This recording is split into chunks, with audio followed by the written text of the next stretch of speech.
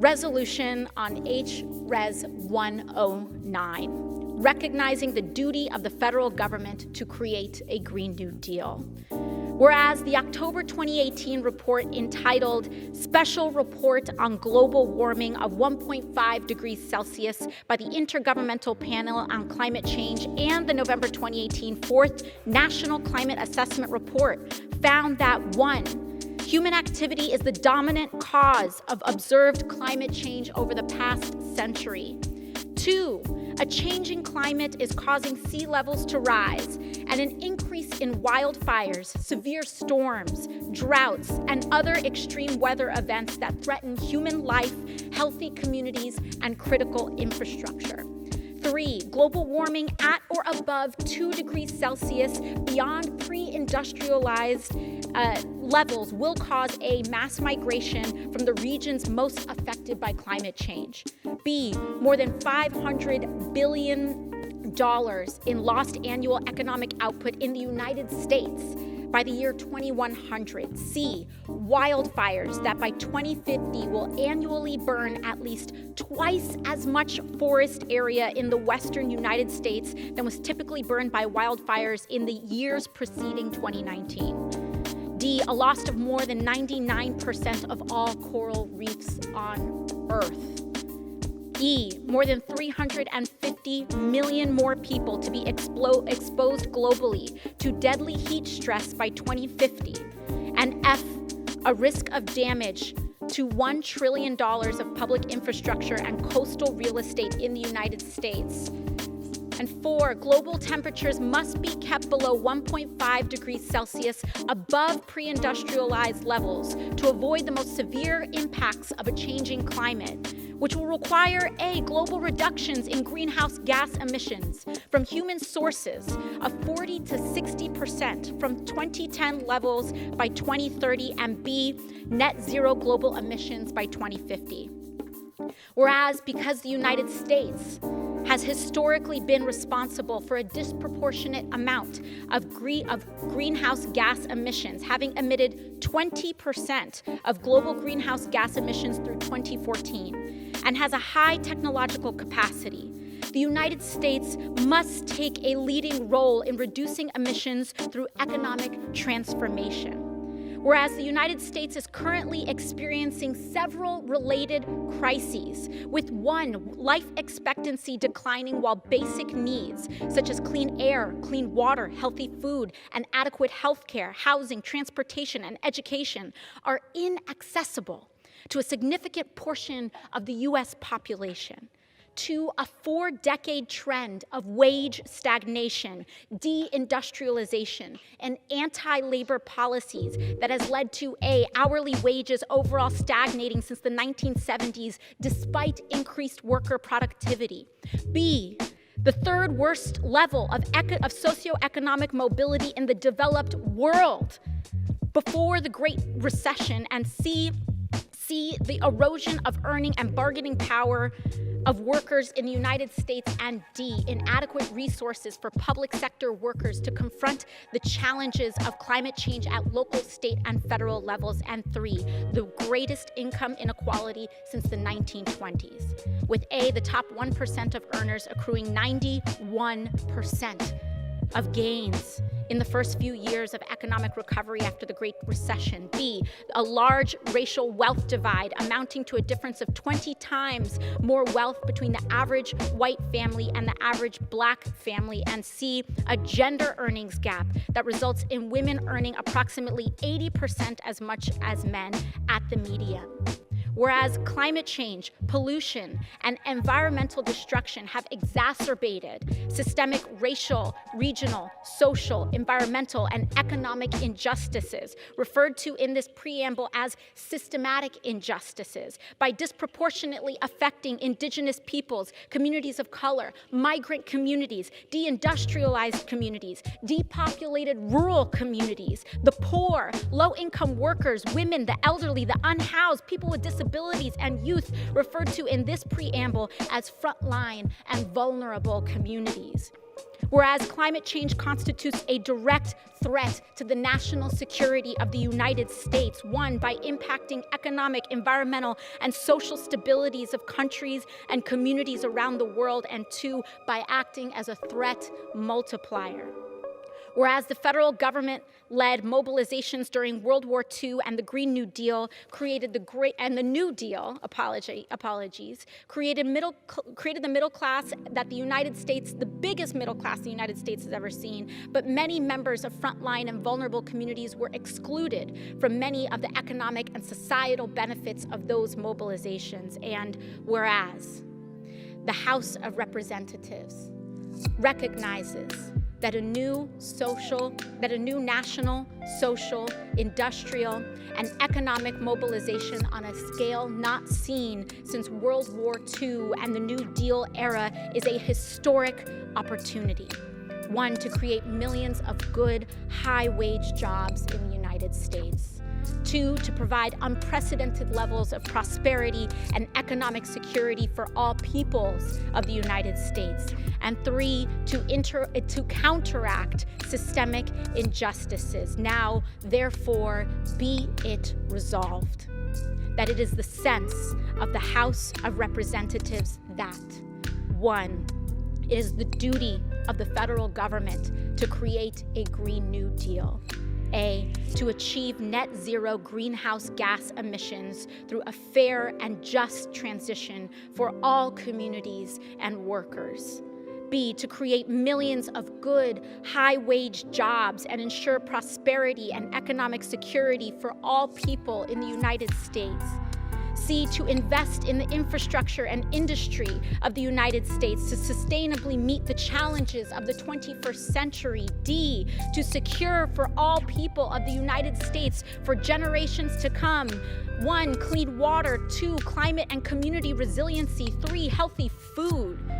4, access to nature. And 5, a sustainable environment. And E, to promote justice and equity by stopping current, preventing future, and repairing historic oppression of indigenous peoples, communities of color, migrant communities, deindustrialized communities, depopulated rural communities, the poor, low-income workers, women, the elderly, the unhoused, people with disabilities, and youth, referred to in this resolution as frontline and vulnerable communities. 2, the goals described in subparagraphs A through E of paragraph 1, referred to in this resolution as the Green New Deal goals, should be accomplished through a 10-year national mobilization, referred to in this resolution as the Green New Deal mobilization, that will require the following goals and projects.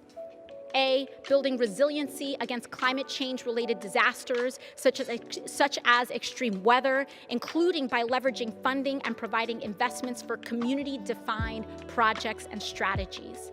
B, repairing and upgrading the infrastructure in the United States, including 1, by eliminating pollution and greenhouse gas emissions as much as technologically feasible.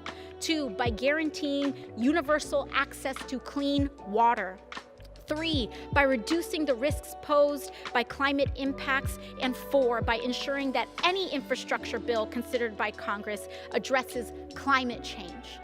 C, meeting 100% of the power demand in the United States through clean, renewable, and zero-emission energy sources, including 1, by dramatically expanding and upgrading renewable power sources, and B, by deploying new capacity. D, building or upgrading energy-efficient, distributed, and smart power grids and ensuring affordable access to electricity. E, upgrading all existing buildings in the United States and building new buildings to achieve maximum energy efficiency, water efficiency, safety, affordability, comfort, and durability, including through electrification. F, spurring massive growth in clean manufacturing in the United States and removing pollution and greenhouse gas emissions from manufacturing and industry as much as is technologically feasible, including by expanding renewable energy manufacturing and investing in existing manufacturing and industry. G, working collaboratively with farmers and ranchers in the United States to remove pollution and greenhouse gas emissions from the agricultural sector as much as is technologically feasible, including 1, by supporting family farming, and 2, by investing in sustainable farming and land use practices that increase soil health, and 3, by building a more sustainable food system that ensures universal access to healthy food. H, overhauling transportation systems in the United States to remove pollution and greenhouse gas emissions from the transportation sector as much as technologically feasible, including through investment in 1, zero-emission vehicle infrastructure and manufacturing, 2, clean, affordable, and accessible public transit, and 3, high-speed rail. I, mitigating and managing the long-term adverse health, economic, and other effects of pollution and climate change, including by providing funding for community-defined projects and strategies. J, removing greenhouse gases from the atmosphere and reducing pollution by restoring natural ecosystems through proven low-tech solutions that increase soil carbon storage, such as land preservation and afforestation. K, restoring and protecting threatened, endangered, and fragile ecosystems through locally appropriate and science-based projects that enhance biodiversity and support climate resiliency. L, cleaning up existing hazardous waste and abandoned sites, ensuring economic development and sustainability to those sites. M, identifying other emission and pollution sources and creating solutions to remove them, and N, promoting international exchange of technology, expertise, products, funding, and services with the aim of making the United States the international leader on climate action and to help other countries achieve a Green New Deal. 3, a Green New Deal must be developed through transparent and inclusive consultation, collaboration, and partnership with frontline and vulnerable communities, labor unions, worker cooperatives, civil society groups, academia, and businesses. And 4, to achieve the Green New Deal goals and mobilization, a Green New Deal will require the following goals and projects. A, providing and leveraging in a way that ensures the public receives appropriate ownership stakes and returns on investment, adequate capital through community grants, public banks, and other public financing, technical expertise, supporting policies and other forms of assistance to communities, organizations, federal, state, and local government agencies, and businesses working on the Green New Deal mobilization. B, ensuring that the federal government takes into account the complete environmental and social costs and impacts of emissions through 1, existing laws, 2, new policies and programs, and 3, ensuring that frontline and vulnerable communities shall not be adversely affected. C, providing resources, training, and high-quality education, including higher education, to all people of the United States with a focus on frontline and vulnerable communities so that all people of the United States may be full and equal participants in the Green New Deal mobilization. D, making public investments in the research and development of new clean and renewable energy technologies and industries. E, directing investments to spur economic development, deepen and diversify industries and businesses in local and regional economies, and build wealth and community ownership, while prioritizing high-quality job creation and economic, social, and environmental benefits in frontline and vulnerable communities and deindustrialized communities that may otherwise struggle with the transition away from greenhouse gas-intensive industries. F, ensuring the use of democratic and participatory processes that are inclusive of and led by frontline and vulnerable communities and workers to plan, implement, and administer the Green New Deal mobilization at the local level. G, ensuring that the Green New Deal mobilization creates high-quality union jobs that pay prevailing wages, hire local workers, offer training and advancement opportunities, and guarantees wage and benefit parities for workers affected by that transition. H, guaranteeing a job with a family-sustaining wage, adequate family and medical leave, paid vacations, and retirement security to all people of the United States. I, strengthening and protecting the right of all workers to organize, unionize, and collectively bargain free of coercion, intimidation, and harassment.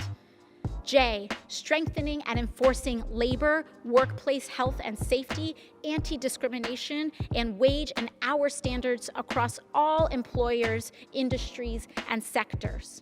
K, enacting and enforcing trade rules, procurement standards, and border adjustments with strong labor and environmental protections. I, to stop the transfer of jobs and pollution overseas, and to stop the transfer of jobs and pollution overseas, and two, to grow domestic manufacturing in the United States.